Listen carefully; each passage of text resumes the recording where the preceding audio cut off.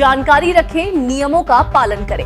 ITR awareness को subscribe करें, video को लाइक और शेयर करें।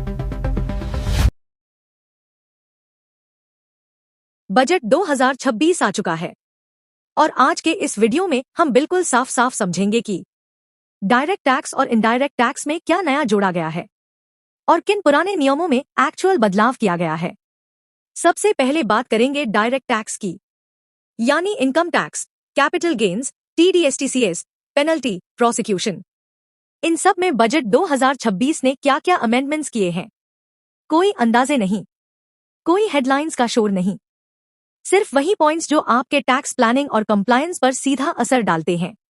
तो चलिए शुरू करते हैं डायरेक्ट टैक्स अमेंडमेंट्स बजट 2026 से। और अगर आपको लगता है कि ये सिर्फ सरकार या बड़ी कंपनियों के लिए होता है, तो आप गलत सोच रहे हैं। इस वीडियो में मैं आपको बजट 2026 के सिर्फ वही टैक्स चेंजेस बताने वाला हूं जो डायरेक्टली आपकी जेब पर असर डालते हैं। कोई पॉलिटिक्स नहीं, कोई हैवी लैंग्वेज नहीं, बस प्योर टैक्स लॉजिक। सबसे पहले एक बहुत बड़ा चेंज।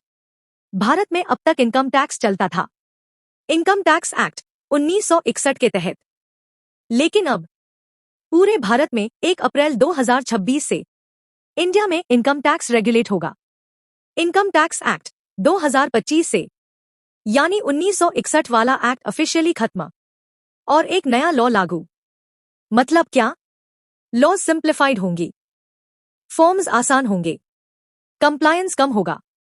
लेकिन एक बात ध्यान रखिए, स्ट्रक्चर सिंप्लीफाई हुआ है, टैक्स कम नहीं।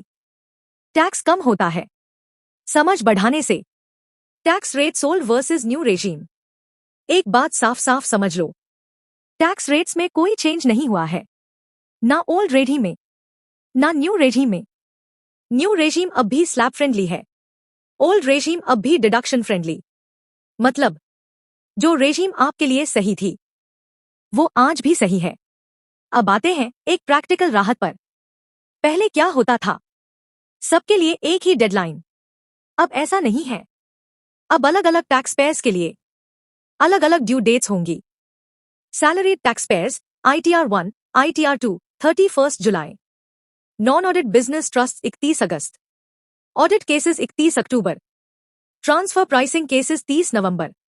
सिस्टम ने फाइनली मान लिया है, हर टैक्स पेयर एक जैसा नहीं होता। रिवाइज्ड रिटर्न पैनिक नहीं, करेक्शन। पहले रिवाइज्ड रिटर्न सिर्फ 31 दिसंबर तक ही पॉसिबल था। अब आप 31 मार्च तक रिटर्न रिवाइज कर सकते हैं। हाँ, थोड़ी सी नॉमिनल फी लगेगी, क्योंकि लॉजिक सिंपल है।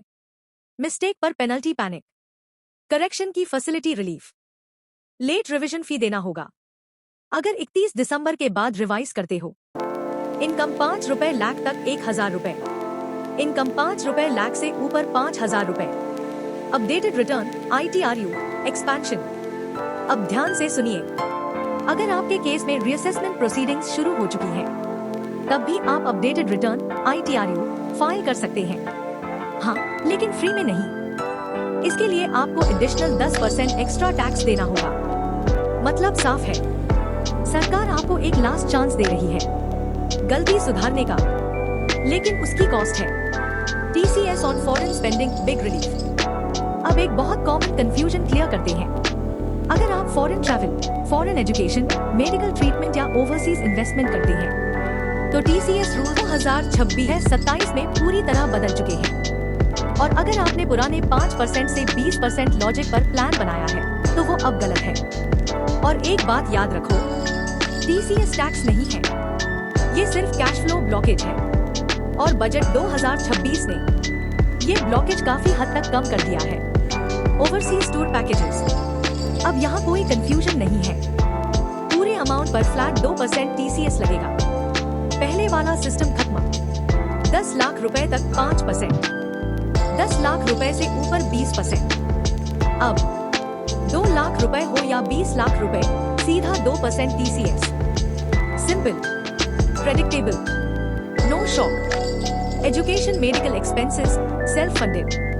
अगर आप अपनी जेब से फॉरेन एजुकेशन या मेडिकल एक्सपेंसेस भेज रहे हैं, TCS अब सिर्फ 2%, पहले 5% लगता था। मतलब गवर्नमेंट ने साफ सिग्नल दिया है। जेन्युइन एजुकेशन और हेल्थ खर्च को डिस्करेज नहीं करना। Other LRS transactions, investment, gifts, foreign assets वगैरह, यहाँ सरकार ने कोई नरमी नहीं दिखाई। 20% TCS continues. Foreign investment, gifts abroad, any other non education non medical remittance. अगर आप कैपिटल बाहर भेज रहे हैं तो गवर्नमेंट ट्रैकिंग और कैश फ्लो कंट्रोल स्ट्रिक्ट रहेगा। TCS थ्रेशहोल्ड, बहुत लोग यहाँ गलती करते हैं। अब ध्यान से सुनिए। TCS तभी लगेगा जब टोटल LRS रेमिटेंस 7 लाख रुपए क्रॉस करे। इससे नीचे नो TCS। लेकिन 7 लाख रुपए पार होते ही rules activate. Education loan, recognised institutions, यह सबसे मिसअंडरस्टूड पॉइंट है। एजुकेशन लोन से remittance, loan recognised financial institution से लिया गया हो, 7 लाख रुपए तक पूरी तरह एग्जेम्प्ट। 7 लाख रुपए के ऊपर सिर्फ 0.5% TCS। मतलब लोन बेस्ड एजुकेशन पर बर्डन मिनिमम रखा गया है। ट्रैवल और एजुकेशन पर रिलीफ मिला है। इन्वेस्टमेंट और गिफ्ट्स पर गवर्नमेंट अब भी स्ट्रिक्ट है। प्लानिंग नहीं की तो अननेसेसरी TCS में पैसा फंसेगा। TCS टैक्स नहीं है, कैश फ्लो प्रॉब्लम है। समझदारी से प्लान नहीं किया तो रिफंड के लिए साल भर इंतजार। मैन पावर सर्विसेज कंफ्यूजन खत्म। मैन पावर सप्लाई पर ईयर्स से कंफ्यूजन था, अब क्लैरिटी आ चुकी है। मैन पावर सप्लाई को अब कॉन्ट्रैक्टर पेमेंट माना जाएगा, प्रोफेशनल फीस नहीं। मतलब lower TDS, fewer disputes, clear compliance. Section 393(6) में इंडिविजुअल और HUF के लिए 1%, फर्म और कंपनी के लिए 2%। कोऑपरेटिव सेक्टर को राहत। अब कोऑपरेटिव सेक्टर को भी सरकार ने सीधी राहत दी है। डिडक्शन का दायरा बढ़ाया गया है, जिसमें अब शामिल हैं कैटल फीड और कॉटन सीड। सबसे बड़ी बात, इंटरकॉपरेटिव डिविडेंड पर मिलने वाली डिडक्शन अब न्यू टैक्स रेजिम में भी अवेलेबल रहेगी। और अगर बात करें नेशनल कोऑपरेटिव फेडरेशन से मिलने वाले डिविडेंड की, तो उस पर पूरे 3 साल तक एग्जेम्पशन मिलेगा। IT सेक्टर और ग्लोबल बिजनेस बूस्ट। अब IT सर्विसेज को लेकर भी बड़ा सिंप्लीफिकेशन किया गया है। ऑल IT सर्विसेज को अब सिंगल कैटेगरी में डाल दिया गया है। सेफ हार्बर मार्जिन तय किया गया है 15.5%। थ्रेशहोल्ड में भी बड़ा जंप आया है। पहले 300 रुपए करोड़, अब सीधे 2000 रुपए करोड़। सेफ हार्बर अप्रूवल अब फुली ऑटोमेटेड होगा और APA टाइमलाइन भी शॉर्टन कर दी गई है।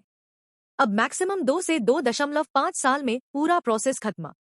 डेटा सेंटर्स और foreign experts. Global cloud companies जो इंडियन डेटा सेंटर्स का इस्तेमाल करेंगी, उन्हें मिलेगा tax holiday till 2047। Foreign experts के लिए भी बड़ा इंसेंटिव है। 5 साल तक ग्लोबल इनकम पूरी तरह टैक्स फ्री। और जो NRIs प्रिजम्प्टिव टैक्सेशन चुनते हैं, उन्हें अब मैट से पूरी तरह छूट मिलेगी। MAT regime overhaul. MAT regime को भी पूरी तरह रिस्ट्रक्चर किया गया है। अब मैट फाइनल टैक्स होगा, कोई एंडलेस एडजस्टमेंट नहीं। रेट घटाकर कर दिया गया है 15% से 14%। मैट क्रेडिट अब सिर्फ न्यू टैक्स रेजिम वाली कंपनीज को मिलेगा। सेट ऑफ लिमिट तय की गई है। टैक्स लायबिलिटी का मैक्सिमम 25%। और ध्यान से सुनिए, 1 अप्रैल 2026 के बाद कोई नया मैट क्रेडिट जनरेट नहीं होगा। Foreign asset disclosure scheme ignore मत करना। अब इस सेगमेंट को स्किप मत करना। अगर आप NRI से रेसिडेंट बने हो, फॉरेन ESOPs मिले थे, कोई फॉरेन अकाउंट डिक्लेयर करना भूल गए, तो सरकार ने वन टाइम 6 मंथ्स विंडो दी है। स्मॉल टैक्स पेयर्स के लिए लिमिटेड टैक्स, प्रोसिक्यूशन से immunity.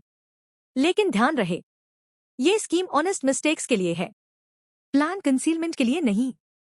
Foreign asset disclosure fast DS 2026।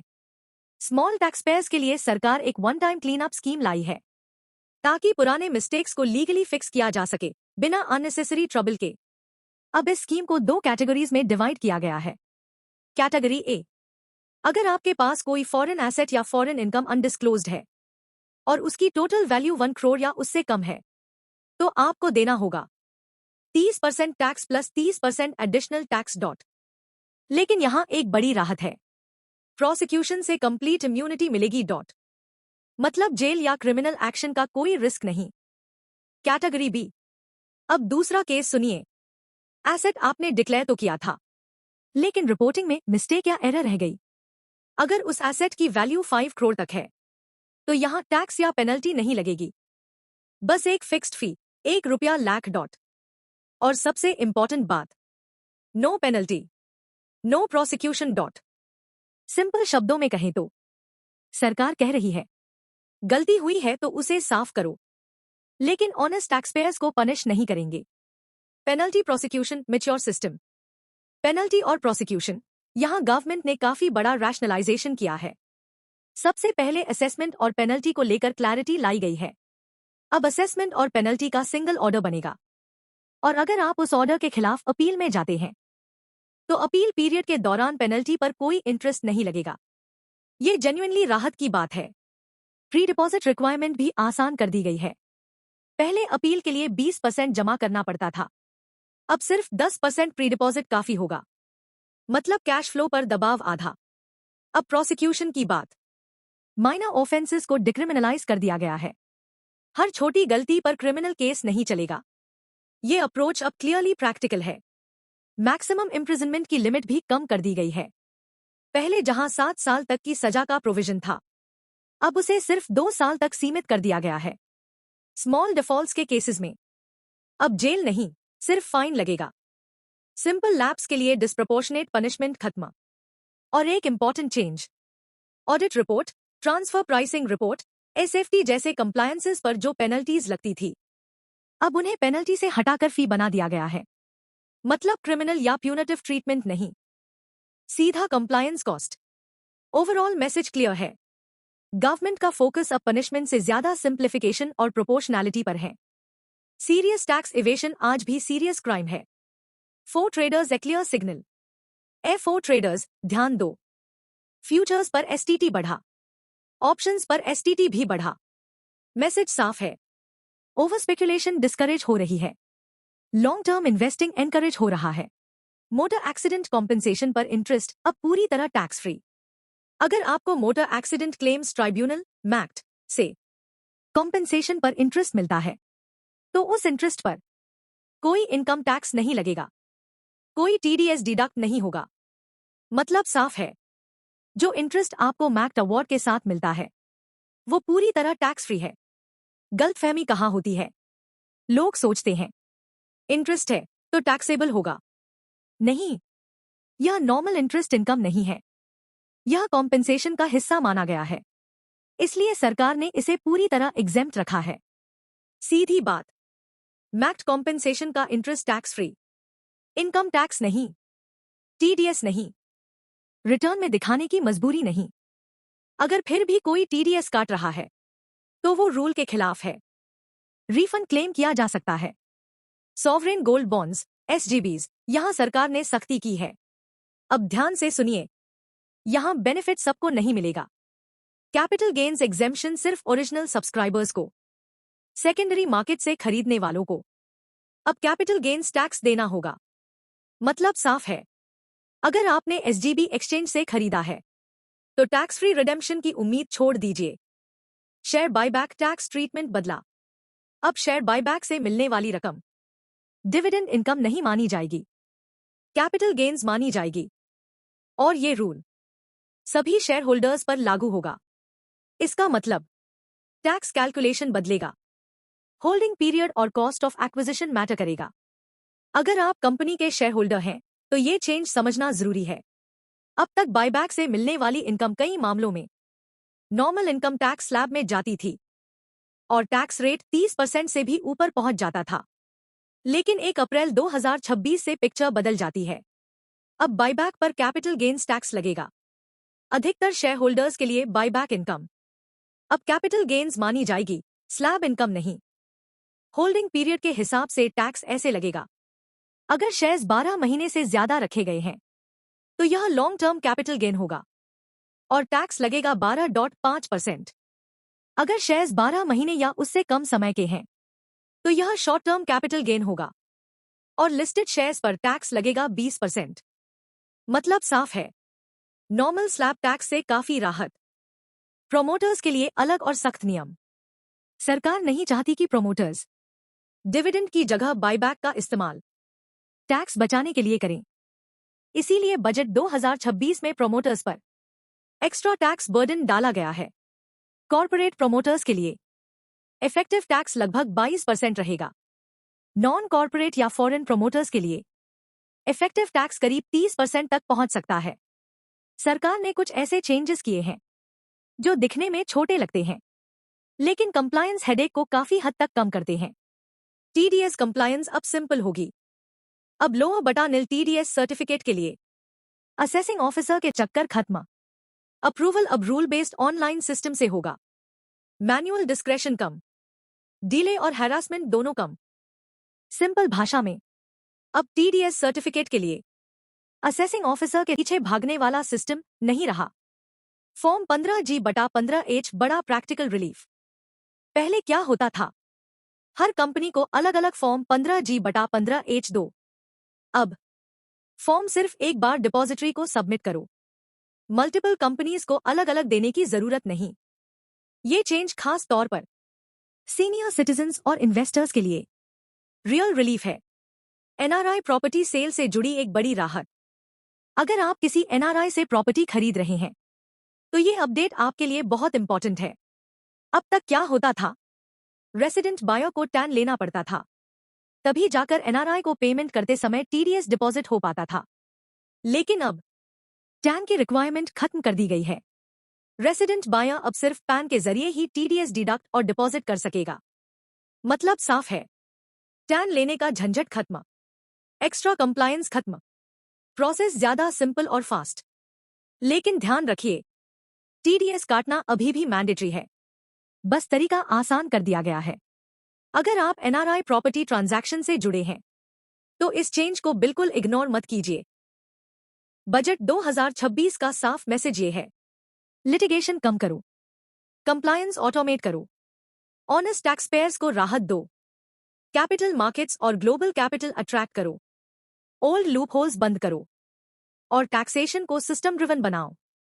Compliance आसान होगी, मिस्टेक्स सुधारने के मौके मिलेंगे, लेकिन शॉर्टकट, जुगाड़ और टैक्स सेविंग ड्रामा अब काम नहीं करेगा। अगर आप टाइम पर रिटर्न फाइल करते हो, इनकम ऑनेस्टली डिस्क्लोज करते हो, लीगल टैक्स प्लानिंग करते हो, तो ये बजट आपके खिलाफ नहीं है। यूनियन बजट 2026-27 1 फरवरी 2026 को पेश किया गया था। और अगर आप सोच रहे हैं कि इस बार इनडायरेक्ट टैक्स में कोई बड़ा धमाका हुआ होगा, तो साफ साफ कह देता हूं, कोई फ्लैशी जीएसटी रेट कट नहीं आया। लेकिन इसका मतलब ये नहीं कि बजट बोरिंग था। सरकार ने इस बार 3 बिल्कुल क्लियर ऑब्जेक्टिव्स रखे। पहला, टैरिफ सिंप्लीफिकेशन। दूसरा, डोमेस्टिक मैन्युफैक्चरिंग को मजबूत करना। और तीसरा, कंप्लायंस बर्डन कम करना। यानी हेडलाइन नहीं, लेकिन ग्राउंड लेवल इंपैक्ट जरूर है। Customs duty changes. सरकार ने कस्टम्स ड्यूटीज को इस तरह एडजस्ट किया है कि इंडिविजुअल्स की कॉस्ट कम हो और प्रायोरिटी सेक्टर्स ग्लोबली कंपेटिटिव बने। Personal imports. अब ध्यान दीजिए, पर्सनल यूज के लिए इंपोर्ट होने वाले गुड्स, यहां तक कि गिफ्ट्स पर भी कस्टम्स ड्यूटी 20% से घटाकर 10% कर दी गई है। मतलब साफ है, छोटे पर्सनल इंपोर्ट्स अब सस्ते होंगे और ईज ऑफ लिविंग को डायरेक्ट सपोर्ट मिलेगा। Health care sector. Health care में सरकार ने सही जगह हाथ डाला है। 17 कैंसर मेडिसिन और 7 रेयर डिजीजेस में इस्तेमाल होने वाली ड्रग्स पर बेसिक कस्टम्स ड्यूटी पूरी तरह हटा दी गई है। इसका सीधा फायदा, क्रिटिकल पेशेंट्स के ट्रीटमेंट कॉस्ट में कमी। कोई पॉलिसी टॉक नहीं, ये रियल इंपैक्ट है। Aviation sector. सिविलियन और ट्रेनिंग एयरक्राफ्ट के पार्ट्स और कंपोनेंट्स पर कस्टम्स ड्यूटी पूरी तरह रिमूव कर दी गई है। इसका मकसद साफ है, इंडिया को एक global MRO maintenance, repair and overhaul hub banana. Long term vision वाला मूव है। Green energy push. Green energy में कोई रोल बैक नहीं किया गया। लिथियम आयन बैटरी मैन्युफैक्चरिंग के लिए कैपिटल गुड्स पर ड्यूटी एग्जेम्पशन कंटिन्यू है। साथ ही सोलर ग्लास प्रोडक्शन में इस्तेमाल होने वाले सोडियम एंटीमोनेट पर भी एग्जेम्पशन जारी है, यानी क्लीन एनर्जी मैन्युफैक्चरिंग को पूरा support. Manufacturing inputs sea food sector. Sea food processing में इस्तेमाल होने वाले कुछ इनपुट्स के लिए ड्यूटी फ्री इंपोर्ट लिमिट 1% से बढ़ाकर 3% कर दी गई है। इससे एक्सपोर्टर्स को रिलीफ मिलेगा और कंपेटिटिवनेस बढ़ेगी। जीएसटी और सेंट्रल एक्साइज अपडेट्स। अब जीएसटी की बात करें। इस बजट में रेट चेंज से ज्यादा प्रोसेस इंप्रूवमेंट पर फोकस किया गया है। Post sale discounts. CGST act के सेक्शन 15 में अमेंडमेंट किया गया है। अब पोस्ट सेल डिस्काउंट्स के लिए पहले से अग्रीमेंट होना मैंडेटरी नहीं रहेगा। इससे वैल्यूएशन आसान होगी और अननेसेसरी डिस्प्यूट्स कम होंगे। Simple logic, less litigation. Intermediary services. Intermediary services के लिए प्लेस ऑफ सप्लाई को अब रेसिपिएंट की लोकेशन से जोड़ा गया है। इसका मतलब कई सर्विसेज अब एक्सपोर्ट मानी जाएंगी और जीरो रेटेड हो जाएंगी। सर्विस एक्सपोर्टर्स के लिए यह बड़ा रिलीफ है। Inverted duty structure refunds. अब इन्वर्टेड ड्यूटी स्ट्रक्चर केसेस में भी प्रोविजनल रिफंड्स मिलेंगे, यानी बिजनेसेस का कैश फ्लो पहले से बेहतर होगा। पेपर में नहीं, बैंक बैलेंस में असर पड़ेगा। Central excise changes. Biogas blended CNG. Blended CNG में बायोगैस पोर्शन की वैल्यू को एक्साइज कैलकुलेशन से एक्सक्लूड कर दिया गया है। डायरेक्ट सिग्नल क्लीनर फ्यूल को प्रमोट करना। Diesel excise duty. Unblended diesel पर ₹2 पर लीटर की एडिशनल एक्साइज ड्यूटी फिर से डेफर कर दी गई है। अब ये ड्यूटी 31 मार्च 2028 के बाद ही लागू होगी। ट्रेड फैसिलिटेशन और कंप्लायंस रिफॉर्म्स। बजट 2026 में ट्रस्ट बेस्ड और डिजिटल रिफॉर्म्स पर भी जोर है। Authorised economic operators AOs, tier 2 और टियर 3 एओज के लिए ड्यूटी पेमेंट डिफरल पीरियड 15 दिन से बढ़ाकर 30 दिन कर दिया गया है।